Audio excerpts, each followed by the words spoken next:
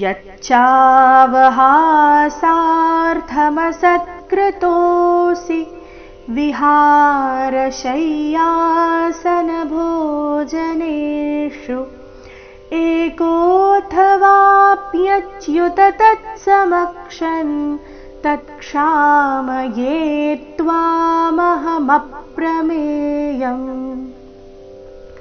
ಯಚ್ಚಾವಹಾಸಾರ್ಥಮಸತ್ಕೃತೋಸಿ ಯಚ್ಚಾ ಯ ಮೇಲೆ ನೈಸರ್ಗಿಕವಾಗಿ ಆಘಾತ ಬರಬೇಕು, ಮುಂದೆ ಚಕ್ಕೆ ಚದುವತ್ತು ಬಂದ ಕಾರಣ ಯಚ್ಚಾವಹಾಸಾರ್ಥಮಸತ್ಕೃತೋಸಿ ತೋ ದೀರ್ಘ ಸಿ ಹ್ರಸ್ವ ವಿಹಾರಶಯ್ಯಾಸನ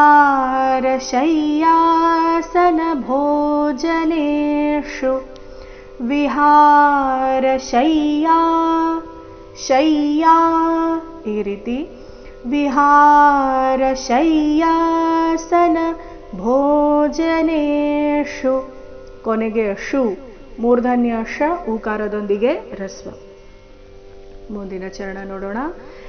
ಏಕೋಥವಾಪ್ಯಚ್ಯುತ ತತ್ಸಮಕ್ಷನ್ ಏಕೋ ಎರಡು ಅಕ್ಷರ ದೀರ್ಘ ಥವಾಪ್ ಯಚ್ಯುತ ಥ ಮಹಾಪ್ರಾಣ ಹ್ರಸ್ವ ಥವಾಪ್ ವಾ ದೀರ್ಘ ವಾಪ್ ವಾ ನಂತರ ಅರ್ಧಪ ವಾಪ್ ಯಚ್ಯುತ ಯಚ್ಯುತ ತತ್ ಸಮಕ್ಷನ್ ತತ್ ಮೊದಲು ಪೂರ್ತಿತ ನಂತರ ಅರ್ಧ ತಕಾರ ತತ್ ಸಮಕ್ಷನ್ ಮ ಮೇಲೆ ಆಘಾತ ಮುಂದೆ ಕ್ಷ ಬಂದ ಕಾರಣ. ನೋಡೋಣ ಮೂರನೇ ಚರಣ ಯಾವ ರೀತಿ ಹಾಡಬೇಕು. ಏಕೋಥವಾಪ್ಯಚ್ಯುತ ತತ್ಸಮಕ್ಷನ್ ಮತ್ತೊಮ್ಮೆ ಏಕೋಥವಾಪ್ಯಚ್ಯುತ ತತ್ಸಮಕ್ಷನ್ ತತ್ಕ್ಷಾಮಯೇ ತ್ವಾಮಹಮಪ್ರಮೇಯಂ.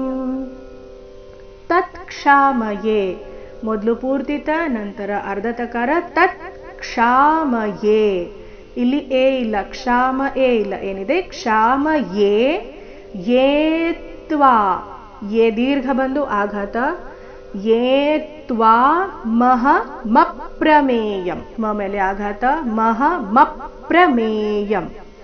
ನೋಡೋಣ ಯಾವ ರೀತಿ ಹಾಡಬೇಕು. ತತ್ಕ್ಷಾಮಯೇ ತ್ವಾಮಹಮಪ್ರಮೇಯಂ.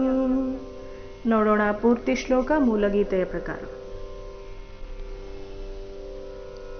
ಯಚ್ಚಾವಹಾಸಾರ್ಥಮಸತ್ಕೃತೋಸಿ ವಿಹಾರಶಯ್ಯಾಸನ ಭೋಜನೇಷು ಏಕೋಥವಾಪ್ಯಚ್ಯುತ ತತ್ಸಮಕ್ಷನ್ ತತ್ಕ್ಷಾಮಯೇ ತ್ವಾಮಹಮಪ್ರಮೇಯಂ.